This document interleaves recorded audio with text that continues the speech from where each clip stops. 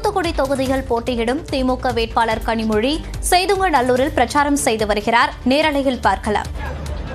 உங்களுக்கு நல்லா தெரியும், நம்முடைய முதலமைச்சர் கொடுத்திருக்கக்கூடிய வாக்குறுதிகள் எல்லாத்தையும் நிறைவேற்றி தரக்கூடிய பஸ் கட்டணம் கிடையாது என்று அறிவித்தார்கள். இன்னைக்கு கட்டணம் கிடையாது, பண்ண முடியாதுன்னு நினைச்ச ஒன்றை செய்திருக்கிறார். அதே போல 1000 ரூபாய் நம்ம வீட்டு பெண்கள் குழந்தைகள் கொண்டு போய் கல்லூரியில படிக்கும் போது அவங்களுக்கு புதுமை பெண் திட்டத்தின் வழியாக 1000 ரூபாய் மாசம் வழங்கப்படுகிறது, நம்ம வீட்டு பெண்கள் படிக்கணுங்கிறதுக்காக.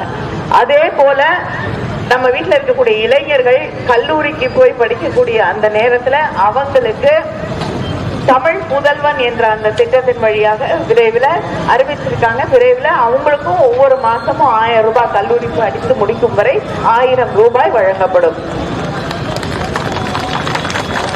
படிப்புல எந்த தடையும் வந்துவிடக்கூடாது என்பதுதான். அது மட்டும் இல்லாம வேலை கிடைக்கும். படிச்சு முடிச்சுட்டு மோடி ஒரு வருஷத்துக்கு 2 கோடி வேலை கொடுக்கலன்னாரு.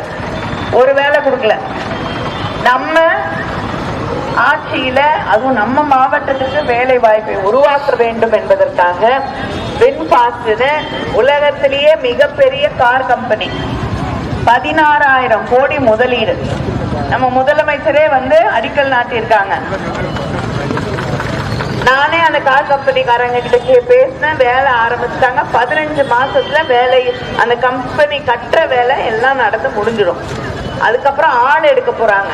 ஆள் எடுக்கும் பொழுது இங்க நம்முடைய மாவட்டத்தில் இருக்கக்கூடிய படித்த இளைஞர்களுக்கு இளம் பெண்களுக்கு தான் முதல் வாய்ப்பு கொடுக்கணும்னு நம்முடைய முதலமைச்சர் அவர்களுக்கு தெரிவித்திருக்கிறார். அப்படி அவங்க எதிர்பார்க்கிற அளவுக்கு யாராவது பணி செய்வதற்கு ஆள் இல்லை என்றால் 6 மாசம் பயிற்சிகள் கொடுத்தாவது நீங்க வேலைக்கு அவங்கள தான் எடுக்கணும் அப்படின்னு அறிவித்திருக்கக்கூடிய முதலமைச்சர் நம்முடைய முதலமைச்சர். அதே போல மோடி உங்களுக்கு சிலிண்டருக்கு மானியம் கொடுக்கிறேன்னாரு, வரல.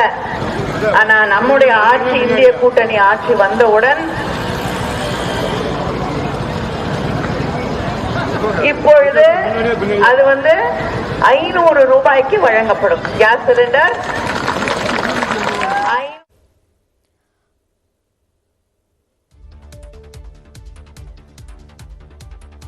தூத்துக்குடியில் திமுக வேட்பாளர் கனிமொழி பிரச்சாரம் செய்த நேரலை காட்சிகளை பார்த்தோம்.